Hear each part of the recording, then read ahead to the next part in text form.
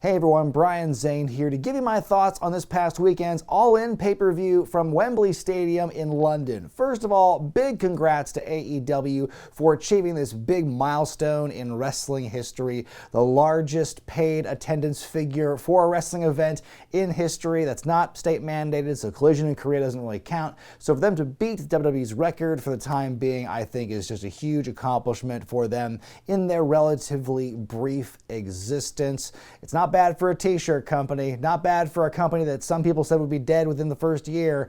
AEW seems to be doing great after the success of this show from a money standpoint. Certainly they got the butts in the seats, but how did the show go? Because a lot of people were kind of looking into this show, going into it not with the highest of expectations. Some people believe that maybe they weren't treating it with the gravitas of a show of this scale should have been. We'll see how it all plays out. First of all, I'll just give you the abridged version of what happens in 0 Hour. MJF and Adam Cole won the Ring of Honor Tag Team Championships, no controversy. They won with a double clothesline. Hook regained the FTW Championship from Jack Perry, who immediately went to the back and got into a confrontation with CM Punk backstage. Like, what's going on back there? What's in the water? And then, of course, most importantly, Grado showed up in the 0 Hour segment to hit Jeff Jarrett back with a guitar and get some revenge. So we got Grado versus Jarrett to an extent after all. What a big looking crowd, and I love that LED tunnel on the set the wrestlers came through on their way to the ring. The opening matchup is for the Real World Championship as CM Punk defends against Samoa Joe, who is the ROH TV champion. This classic rivalry going back decades, revisited once again, and these guys are busting out a lot of the big hits, and not just theirs for that matter. For instance, early on, CM Punk doing the teeter-totter spot in the ropes. That's old school. He goes for a dive, but Joe nopes him. He nopes him. Punk is driven through the front of the announce table and begins to wear the crimson mask. That was crazy. Punk comes back with the Cena comeback spot and the Hogan leg drop, but Joe is able to steal the Hogan power-up for himself. Punk with a spinning toe hold. God bless Terry Funk, says Jim Ross. The two are fighting on the top rope. Punk hits the Pepsi plunge to win the matchup. Trans rights are human rights. I give it 4.5 stars out of 5. Honestly, I think this is my favorite match of the whole show in terms of like how it made me feel afterward and how I felt during the matchup. I think this got me right in the mood for the rest of the show. Punk and Joe obviously have great chemistry and history together, so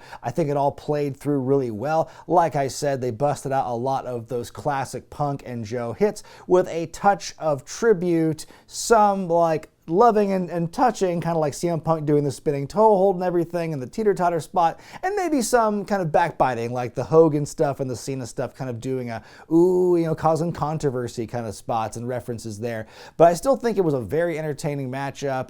One thing that I think it helps elevate so much of this show is just that huge crowd in Wembley, so vocal, so cool, and so yeah, a great way to start the show. 6-man tag matchup next as the Golden Elite take on Bullet Club Gold and Konosuke Takeshita. I love this one line by Kenny Omega in the hype package. This match is about heart, passion, soul, friendship. Don Callis on commentary for this one. It also has Lucha rules, which means no tags required. Early teamwork with Omega and Ibushi. Kenny gets worked over for several minutes before he finally tags in Hangman for a big run by him. I do love the athleticism in this matchup. Page hitting his big moonsault to the outside. My favorite part of this match, though, is JR just in the middle of everything getting kind of grumpy going, what's with everything being golden? Omega goes on a huge run, hits many knees, but suddenly Takeshita rolls up Omega to win. Who would have thought a surprise roll-up would have gotten the cleaner in 2023? 4 stars out of 5 for me on this one. This matchup featuring many of my favorite competitors in AEW right now, and I think everyone got a great chance to shine in this one. I think the stuff with Omega and Takeshita, the way they played that story up here, I thought was good, and it was definitely a surprising way to see, Omega lose and Takeshita get that win, but it does create more heat. We know now that Omega and Takeshita one-on-one is happening at All Out. That's going to be a big match for Chicago. The third match in the trilogy for the AEW Tag Team Championship as FTR defend against the Young Bucks. I like how they keep bringing up in the hype for this matchup that the name FTR came from the Young Bucks' phrase, F the Revival, when really the best spelling out of the acronym comes from that sign on the hard cam, Fear the Revolver. The Bucks have the Freddie Mercury-inspired attire. They get the streamers for their entrance, which will prove to be a mistake because they're up there in the set for the rest of the night. Good fast-paced action early on, Matt Jackson with some Brett mockery, Cash taking a lot of punishment until he tags in Dax. We get stereo sharpshooters from FTR at one point. Each team trying to do the power and glory, but they each fail. FTR hit a spike pile driver. We get a kick out. We get the Brett Bulldog finish from 92 as a falsie. The Bucks with a spike pile driver of their own. The FTR hit their trigger. We get the double smooch. The Shatter Machine feels like a finish, but it's not. Cash tries a springboard 450, but he misses. 2 BTE triggers, a Shatter Machine to Dax, and we get another kick out. The Meltzer driver is attempted. They turn it into the Shatter Machine. FTR win and retain. They go for the handshake after the bell, but the Bucks aren't about it. This one gets 4 stars out of 5 for me, but it's kind of a low 4, like it's already on the bubble for me. There were a couple of points that I was taken out of it because it goes into that familiar thing with the Young Bucks matches where you feel that there's a logical end point to the match, but we're going to tack another 5 minutes onto it.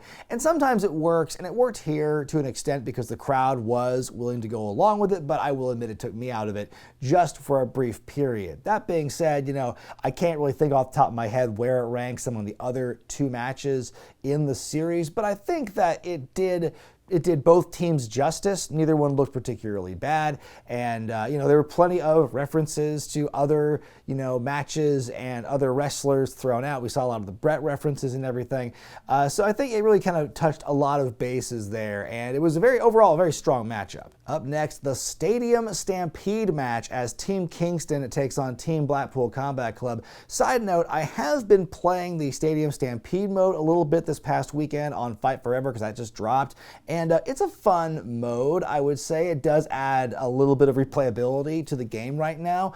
The gameplay in the Stadium Stampede mode is a little janky. It's just a different format than what you do in a wrestling match, but I think it's still very wacky. It's very entertaining to be running around in the big, empty, video game stadium and just see where you can go and what you can do. And I think there's a lot of potential with that one, and I'm really looking forward to kind of like taking more time to play that game. But also, speaking of video games, hey, WrestleQuest just came out, and I'm also in that game. If you want to learn more about my role in this new RPG that's out on all platforms, including Steam, you can go watch this video here along with a little countdown I did about wrestling moments in non-wrestling video games. Everyone's brawling, of course, to start things out. Kingston fighting with Claudio into the crowd and on the stage. Moxley, another Terry Funk reference here, pulling out a branding iron. We get the split screen as the fight begins to spread out. Moxley taking the skewers hard on his head. Good Lord, that was hard to watch. Eddie and Claudio fight in some other deck. Moxley carving up Orange Cassidy with a fork. That's not how you peel an orange, John.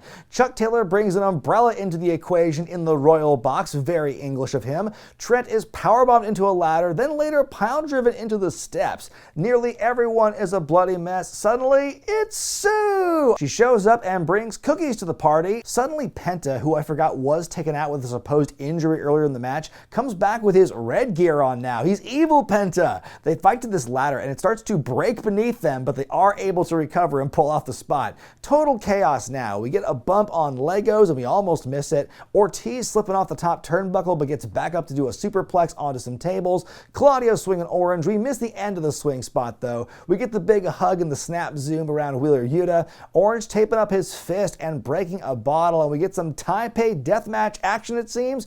Kingston with a few back fists, tackling Moxley into the barbed wire board. Orange with an orange punch on Claudio and the win. This is a show that had a fair number of directorial botches throughout where it's like the camera cuts away. Either it leaves a spot before it's done or it comes back in and it's too late. And we saw a lot of that in this match in particular. I think it was obviously there's 10 bodies in this one, really hard to follow, but also I just felt like it was a consistent problem throughout the evening. And I think this match is where it made an impact the most and kind of suffered as a result. But if you look past that, it's still a very entertaining war. It's obviously very difficult to create the magic or recreate what we felt in the first couple of Stadium Stampedes and even the first Anarchy in the Arena match last year. But I think that this match was a good kind of hybrid of those two types of stadium or arena matches, and still very entertaining. And I think it was, it got kind of chaotic and it's way too much shit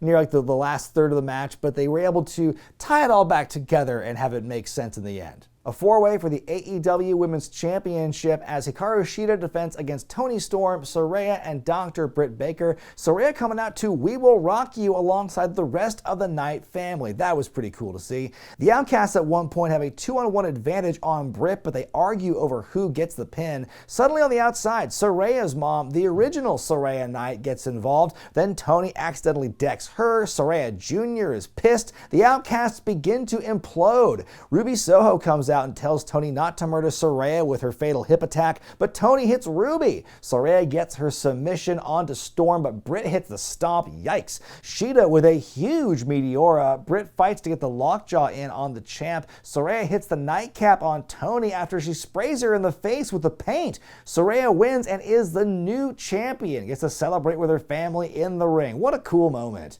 3 stars out of 5 for me. I think that the story of Saraya coming back from this career-ending injury, being told she was never going to wrestle again, for her to come back and be in a position to win the championship, I think is a really cool full-circle moment to have that moment celebrate in her home country with her family. That was really cool to see. I do feel bad for Shida being this hot potato transitional champion. I think you could have tried to tell the story going from Toni Storm to Saraya. This makes it a little cleaner, I guess, and it allows you to set up more for like that betrayal as challengers, as both being challengers, I suppose, is the reason, kind of the reasoning behind that. But as far as that, the match itself, to me, it was okay. Sting and Darby Allin take on Christian Cage and Swerve Strickland in a tag team coffin match.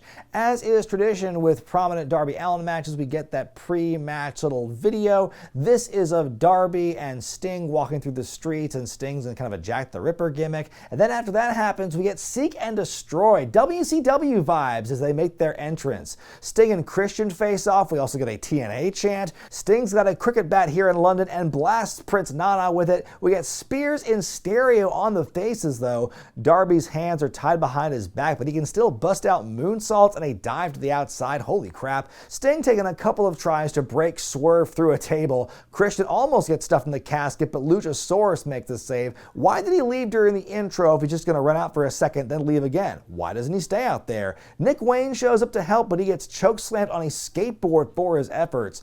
Coffin drop on the Coffin, but Darby misses. Sting with a Scorpion Deathlock onto Christian, but Swerve breaks it up, hits the double stomp on Sting. Swerve thinks he's got it won, but Sting blocks the casket from shutting with the bat. Swerve going for a 450, but Sting moves off the Coffin. Scorpion Death Drop on there, bad looking landing. Darby KOs Christian with the TNT title. Swerve fights and fights, but Darby squishes him with the Coffin drop. They close the casket shut. Oh, his hair's caught in there, and the good guys win. I give it 3.5 stars out of 5. Very chaotic matchup, but also was fun in a lot of respects. Some gnarly looking bumps by a lot of people in this matchup on that Coffin. They definitely got their money's worth just beating the crap out of it before they eventually put Swerve in it. It was definitely a war, and there was a lot of entertainment there. Sting still being able to do crazy stuff at his age and hanging with these younger wrestlers, I mean, is truly an inspiration. Chris Jericho out on stage with his band Fozzy, starting off by doing the Freddie Mercury sing-along "Ayo" thing.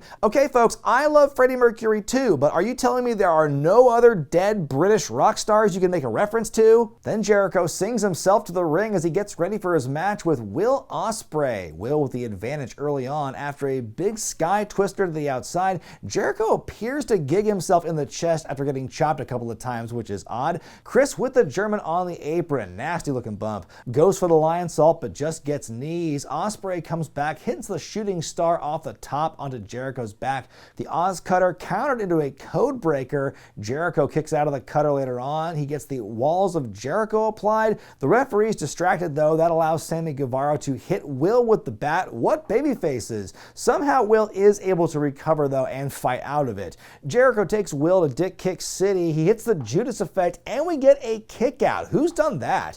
Jericho kicks out of the Stormbreaker though, a hidden blade to a defiant Jericho, and another Stormbreaker for Ospreay to win.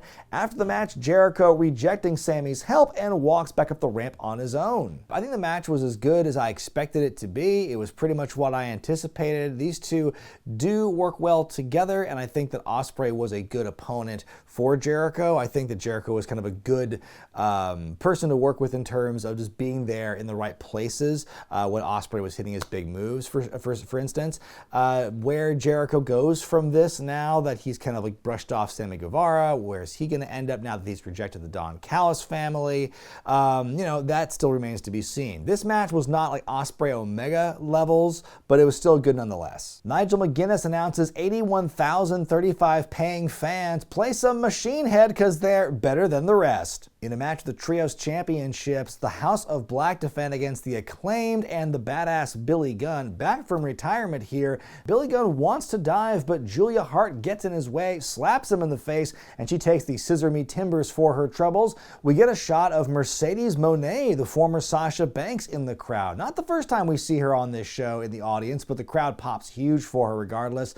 Brody King throwing himself at Billy, but just eats barricade. Billy ducks the end, hits the one and frickin' only, and we get a kick out. The chain attack by Brody goes awry. We get 3 Famousers in a row. Julia Hart pulling out the referee though. The end connects with Billy Gunn, but Daddy Ass somehow kicks out. I don't think anyone else has done that. Brody kicks out of the Arrival and the mic drop, but another Famouser and more finishes. The Acclaimed and Gunn win the Trios titles. 3.5 stars out of 5 for me. This was a great story, a feel-good arc for Billy Gunn after having, let the Acclaimed down in previous matches, hanging up the boots, coming back into it and, fighting and helping the team win, helping his favorite kids, win the Trios belts, and for Billy Gunn to kind of have that redemption and getting a championship at that point in his career, I think is pretty cool. Brody King looking like a damn killer out there, as he should. And yeah, I think the match was, it was well executed. Then in the main event for the AEW Championship, the Brochachos face off. You got Adam Cole challenging MJF. These two, once again, are the new Ring of Honor Tag Team Champions, but now the single title, the Triple B, is on the line. Cole and MJF start the match off by putting on their tag team shirts for friendship and solidarity. A few minutes into it, though, MJF thumbs Cole in the eye after a sportsmanship chance of the fight really begins. Cole super kicks MJF. He trash talks and tears MJF's shirt off of him. Oh, he done it now. MJF fires up. They tell this story where MJF really wants to dive but is kind of nervous, but he finally does it. Cole hits the Heat Seeker, also a brainbuster to MJF on the steps. MJF barely avoids the count out. MJF setting up a tombstone on the announce table, but he can't bring himself to do it, but Adam Cole can. The Destroyer is immediately followed by a kick and both men are down. They shout double clothesline at each other. They hit each other with clotheslines, and they're both down for the count, and we get a pinfall draw. Not this way. Damn it, not this way. Adam gets on the microphone and wants 5 more minutes. Ooh, call back to the first time they wrestled and went to a time limit draw. MJF says he wants as much time as necessary to see who's going to win this thing. The match is restarted. The referee goes down. MJF and Cole trade the chair back and forth, saying who's going to do the Eddie Guerrero spot first. MJF pretending he's Pillmanized to try and get a roll-up and a 2 count. Straight jacket German on the apron on MJF. Panama Sunrise on the floor is still not enough. Cole goes for it again, but he hits Bryce Remsburg instead. MJF pulls out the Dynamite Diamond Ring, but he won't hit him with it. Roderick Strong shows up and takes him to Dick Kick City. Cole wants none of that business, but he still does the Sunrise, hits the big knee, big slow count, and a big kick out. Roddy gives Cole the belt and tells him to hit Max with it, but he still won't do it. He walks into the small package. MJF wins and retains.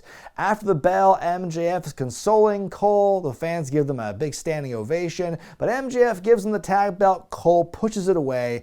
MJF flips out, accusing Cole of having never cared about the friendship. He turns his back to him and tells Cole to finish the job, but Cole still refusing to turn. They hug it out. Roderick Strong is sad as he goes back up the ramp with the Kingdom. Friendship wins the day in Wembley. They also announced they're coming back to Wembley next year for All In, so we'll see how that goes. I'm going to give this one 4.5 stars out of 5. As I thought more about this matchup as I've been doing this review and kind of recapping it here, the more I am just kind of blown away by the fact that they really held off on the obvious thing of, I think we all kind of assumed there's going to be a betrayal. Someone's going to turn on somebody. Maybe both will try to turn on each other. And you get these moments, these very melodramatic moments here where it looks like they're kind of at war with themselves to do it. MJF more so than Adam Cole. And again, setting up more that Adam Cole might be the one to betray MJF. And then they end up not doing that. And by depriving the fans of that heel turn and stretching it out for, who knows how much longer, maybe even less than a week, I think it was a bold risk, and I think that it didn't take away from the match because the fans, they were just dying to see something happen, whether they were going to betray their friend or they weren't. And, they went to it almost a few too many times, but I think that every time they did, the ones they did, I think it was really effective. And you just never knew how it was going to impact things. I wish we didn't have so many matches on this show and with surprise roll-up, because we also got this in the 6-man tag as well. And I'm so reminded of that, it's kind of an easy distraction.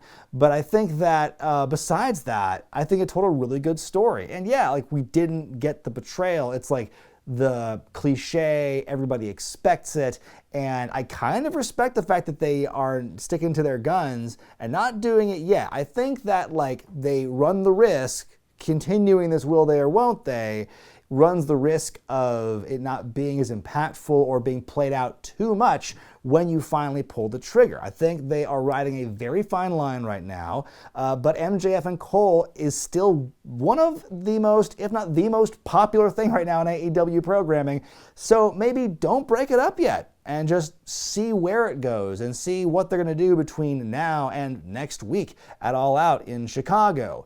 As far as the match they had, I think it told a great story, and continuing that the angle, where does Roderick Strong and the Kingdom fit into all this, it's setting up a lot of stuff here, and it makes me wonder what we are going to see on this Go Home Dynamite this week as we head into All Out, and what stories are going to try and tell and build toward that. My grade for AEW All In London is an A-.